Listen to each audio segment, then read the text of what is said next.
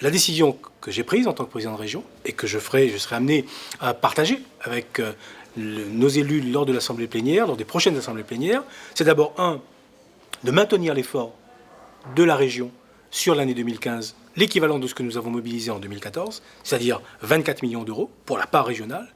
Et en ce qui concerne le manque à gagner, finalement, de l'État, qui se retire pour partie, donc je serai amené à effectuer un certain nombre d'arbitrages.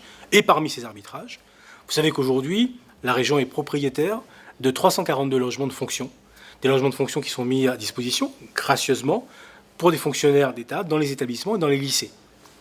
Je serai amené, non pas à remettre en question le principe, mais à demander à l'État, tout simplement, d'honorer les loyers correspondant à la mise à disposition de ces logements. Et de la sorte, ça me permettra de dégager les marges de manœuvre nécessaires pour pouvoir maintenir l'année prochaine, pour le plus grand nombre de réunionnais possible, ce dispositif de continuité territoriale. Je ne me situe en aucun cas dans l'espace d'un jeu.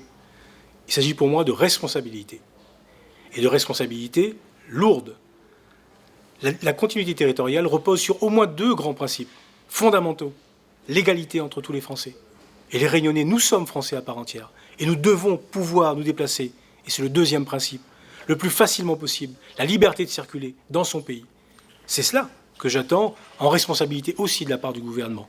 Et donc il ne s'agit pas d'un jeu, il s'agit tout simplement de mettre les uns et les autres devant ses propres responsabilités. J'assume les miennes, j'attends à ce que l'État assume également les siennes, que le gouvernement assume également les siennes. À partir du 15 octobre, malheureusement, nous allons vraisemblablement être amenés à décaler notre date de mise en œuvre finalement des bons de continuité de la campagne pour 2015. Pour une raison simple, c'est que à ce stade, aujourd'hui, non seulement la décision a été prise de manière unilatérale de diminuer le budget de la part du gouvernement socialiste, mais nous ne savons pas en plus de quelle manière les choses vont être mises en place à partir de l'année prochaine.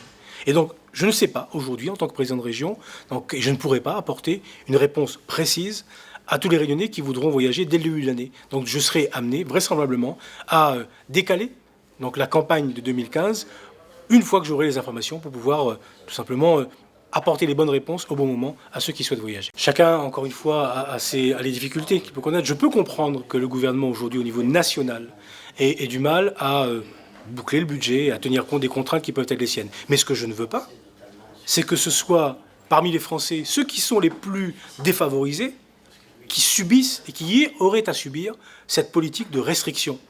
Nous sommes à La Réunion, un territoire qui est 10 fois plus mis en cause par rapport à d'autres. Nous avons un taux de chômage de 30%. 60% des jeunes de moins de 25 ans aujourd'hui ne trouvent pas d'emploi.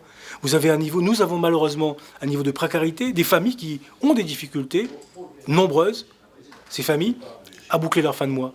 Donc, ce n'est pas sur nous, et ce n'est pas contre les Réunionnais qu'il faut agir, mais en considérant justement que la solidarité nationale doit pouvoir pleinement s'exercer ici, et ici plus qu'ailleurs.